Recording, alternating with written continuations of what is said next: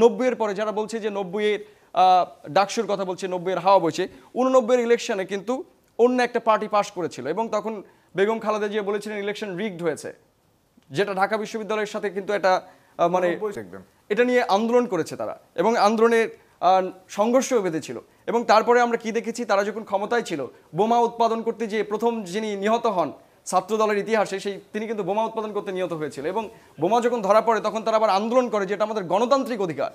তার মানে হচ্ছে যে ডাকসুকে একমাত্র বন্ধ করে দেওয়া হয়েছে যাতে করে আমাদের ভাগ্যটা শুধুমাত্র পলিটিক্যাল অর্গানগুলোর উপর ডিপেন্ড করা থাকে। অনেকে আমাকে অভিযোগ দিবেন, ভাই আপনি তো 2-1 সময় পলিটিক্সে অংশগ্রহণ করেছেন। আমার কাছে এক সময় মনে হয়েছে যে এই স্টুডেন্ট পলিটিক্যাল অর্গানগুলো মূলত আমাদেরকে জিম্মি করেই তারা রাষ্ট্রের কাছে দেখাতে চায়, দেখো এতগুলো কর্মী আমি নিয়ে এসেছি। ফলে রাষ্ট্র তাদেরকে কি দেয়, তাদেরকে একটা কিছু দেয় যেটার কারণে তারা স্টারে খেতে যেতে পারে। এবং আমরা কোথায় খাই, ওই যে আমাদের যে ক্যান্টিন আছে যেখানে পচা ভাত খাবার পাওয়া যায়। আগে যারা ক্ষমতায় ছিল আপনারা নিজে চোখে দেখেছেন তারা কি করেছে, তাই না? তারা কি ক্যান্টিনে খেতে যেত? তারা যেত আইবিএতে খেতে। তার মানে একটা ডিফারেন্সিয়েশন ঢাবির ভেতরেই আছে।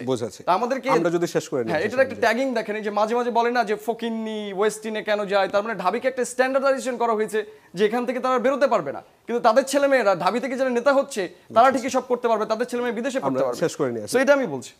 আপনাকে ধন্যবাদ।